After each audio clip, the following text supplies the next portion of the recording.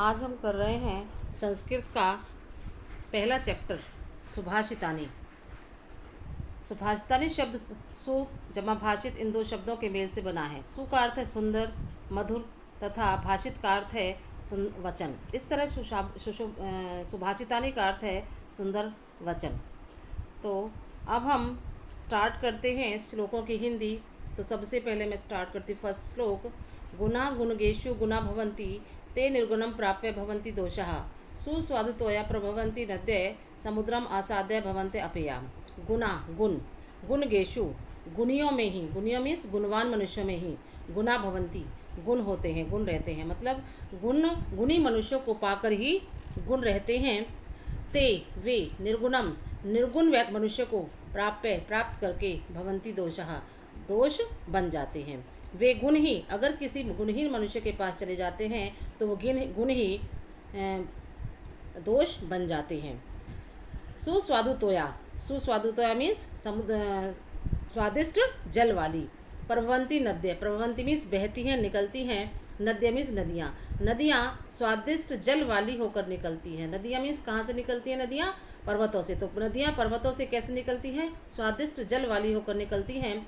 समुद्रम आसाद्य means समुद्र में मिलकर, समुद्र में पहुंचकर वे कैसी हो जाती हैं? भवन्ते अपेया। भवन्ते मीन्स भवन्ति अपेया, भवन्ति मीन्स हो जाती हैं, बन जाती हैं। अपेया मीन्स ना पीने योग्य जल वाली।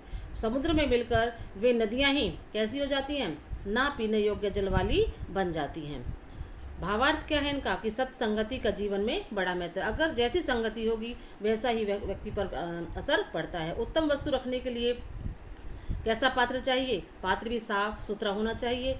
गंदे पात्र में रखी गई वस्तु भी गंदी हो जाती है। तो कहने का तात्पर्य कि गुणहीन मनुष्य में तो गुण भी दोष बन जाते हैं। जैसे नदी का जल मीठा और स्वाद होता है, परंतु वही जल जब समुद्र में मिल जाता है तो वही खारा हो जाता है और पीने योग्य नहीं रहता। इसलिए हमें हमेशा कैसे लोगों की संगति करनी चाहिए? हमेशा अच्छे लोगों की संगति करनी चाहिए, ना कि बुरे लोगों की।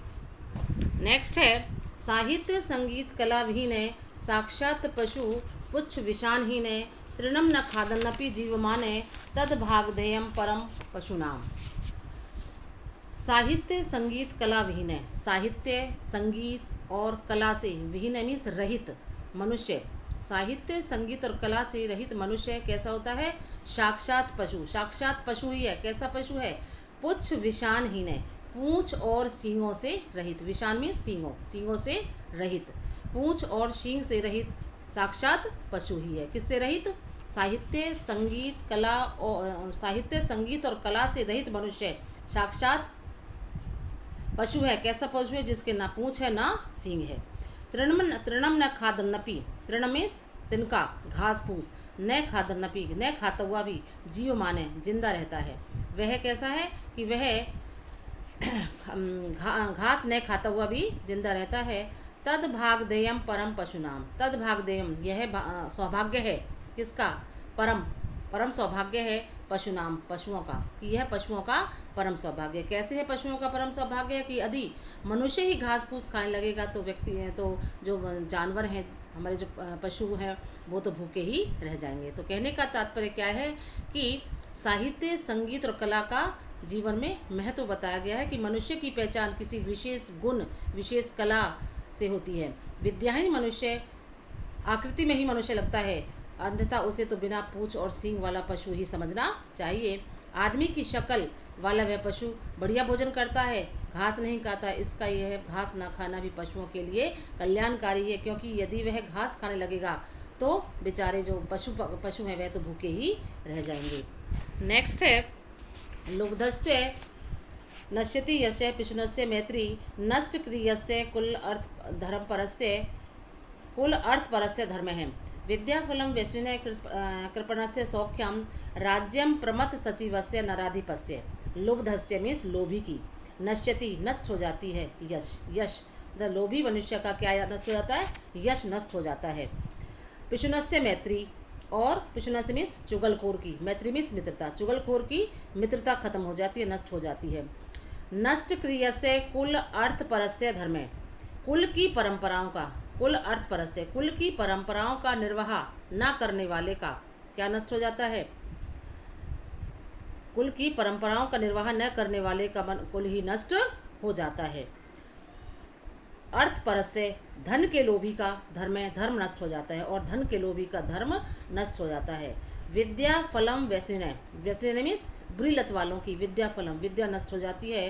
कृपणस्य सौख्यम, और कंजूस की मित्रता, कंजूस कभी सुख नहीं भोग पाता। सौख्य मीन्स सुख नहीं भोग पाता।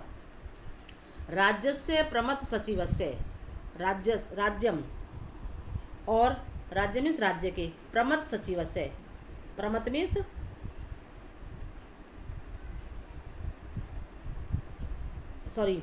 राज्य के मंत्रियों की, जिस राज्य का मंत्री प्रमथ है, प्रमथ मीन्स आलसी होते हैं।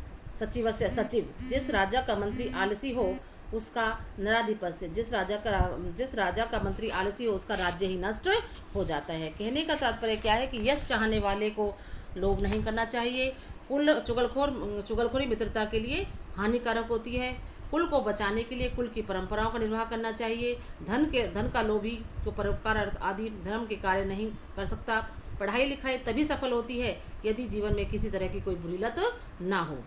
राजा के मंत्रियों का सदैव जागरूक होना चाहिए, अलर्ट होना चाहिए, अन्यथा पड़ोसी जो शत्रु हैं, पड़ोसी राज्य के जो शत्रु हैं वह उन्हें राज्य को हड़पने में देर नहीं लगेगी। नेक्स्ट है पीत्वा रसम तु कटुंकम मधुरम समानम, माधुर्यमेव जन्येन मधुमक्षिका असौ, संतस्थे सम सज्जनम दुर्जनानां श्रुत्वा वचः मधुर सूत्रम सृजन्ति। पीत्वा पीती है, रसम रस को, तू तो, कटुकम मधुरम कड़वे और मीठे, समानम एक समान ही। जो मधुमक्खी होती है, मधुमक्षिका, ये जो मधुमक्खी होती है वह कड़वे और मीठे रस को एक समान पीकर क्या बनाती है? माधुर्य में मीठा शहद ही जन्नत में बनाती है। यह मधुमक्खी कड़वे और मीठे रस को एक समान पीकर किसका निर्माण करती है? मीठे शहद का ही निर्माण करती है। वैसे ही संस्थस्ते, संत लोग भी उसी तरह सम सज्जन दुर्जना नाम, सज्जनों और दुर्जनों के कड़वे और मीठे वचनों को सुनकर, वचन समान रूप से सुनकर, श्रुत्वा वचय मतलब वचन समान रूप से सुनकर मधुर सूक्त रसम सृजंती, मधुर सुभाषित रूपी रस का ही निर्माण करते हैं। कहने का तात्पर्य क्या है कि संतों का व्यवहार मधुमक्खियों जैसा होता है। वे हर परिस्थिति में एक समान ही रहते हैं। वे मधुमक्खियों की भांति ही कड़वे मीठे वचन सुनकर भी सदा मीठे वचन ही बोलते हैं, कभी किसी का बुरा नहीं चाहते। विहाय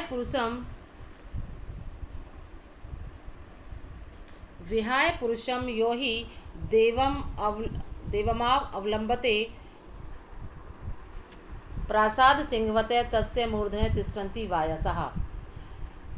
विहाय मीन्स छोड़कर, पौरुषम पुरुषार्थ को, यो ही जो मनुष्य पुरुषार्थ को छोड़कर केवल देवम अवलंबते भाग्य के आश्रित रहते हैं, भाग्य के सहारे पर रहते हैं, उनकी दशा कैसी होती है? उसी प्रकार की होती है जैसे प्रासादम सिंहस्वते, कि जो जैसे किसी महल के सामने, प्रासाद मीन्स महल के सामने बनी हुई सिंह की मूर्ति, सिंह की मूर्ति के सिर पर तिष्ठन्ति वायसा, सिर पर कोई बैठ जाते हैं।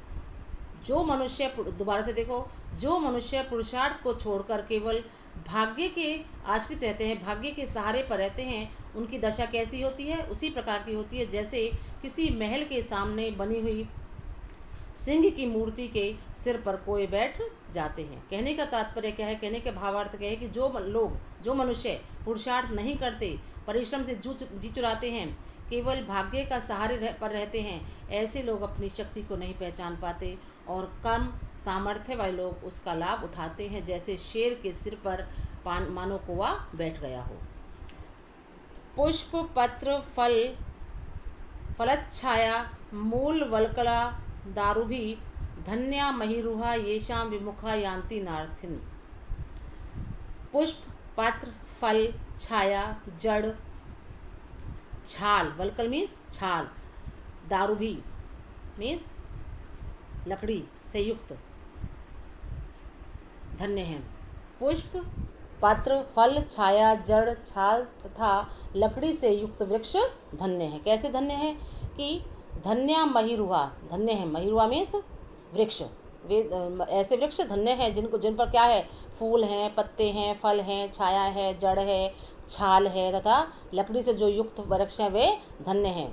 जिनसे ये शाम जिनसे विमुख होकर यान्ति जाते हैं, नहीं नार्थिन ना जमा अर्थिन मीन्स याचक मीन्स मांगने वाले, जो जिनसे विमुख होकर याचक नहीं जाते हैं, अर्थात वृक्ष उनकी याचना अवश्य पूरी करते हैं। दोबारा से देखो, पुष्प, पात्र, फल, छाया, जड़, छाल तथा लकड़ी से